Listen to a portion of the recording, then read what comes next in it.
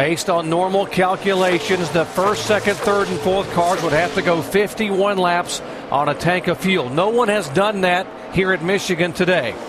But the car running fifth, Dale Earnhardt Jr., has plenty of fuel. And it all matters what happens in front of him. See just a little bit of smoke. Maybe it's bottoming out. But one thing Junior is doing right now is he's making these guys run harder than they really want to run, because they can't back off too much or Junior will just pass them. Yeah, they've actually picked their lap times back up now. And that'll use fuel. Yes. And Vickers right now can get up here and draft a little bit, and he can save a little bit more fuel just running right behind Jimmy Johnson at this point in time. That's Canals telling him to stay out front just a little longer. Vickers is doing a great job here. Like you said, Andy, he's put some pressure on him, but he's also able to save fuel right there. He wouldn't have to be wide open running down, staying that close. He might be in a better spot than what we thought. He might be the one guy that had saved enough and be close enough here.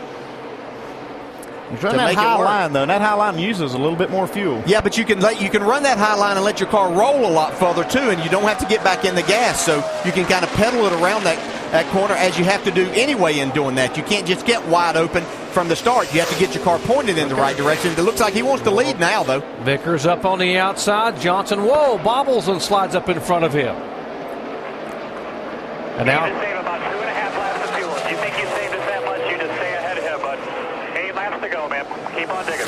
again, back in June, we had two leaders run out of gas here at Michigan on the final lap of the race. Mark Martin running third, won the race.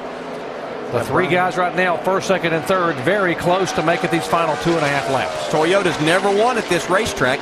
They would like nothing more than to kind of spoil the day of the big three up here.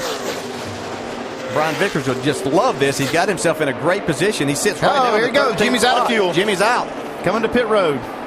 So with 3 laps to go, Johnson falls off. Okay, now we got 2 laps to go. Vickers can really back out for a minute. And this looks like deja vu for the 48 car having to come in and get fuel. Jeff Gordon's just under a second and a half behind Vickers. When you got pressure, go. When you got pressure, go. Okay, here they come for the white flag. Coming down, as you mentioned, Toyota has never won at Michigan.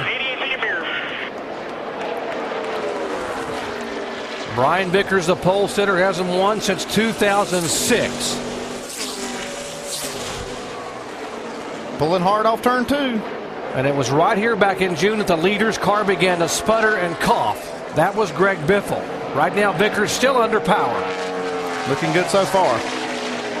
Yeah, he was probably about half throttle going down the back straightaway because he knows that Jeff Gordon's in the same position. He doesn't really have to worry about him. He's going to make it. Brian Vickers looks like he's going to make it happen. To it, bud. Get it to it. And coming down for the checkered flag for his second career win, Brian Vickers does it at Michigan. Great goal.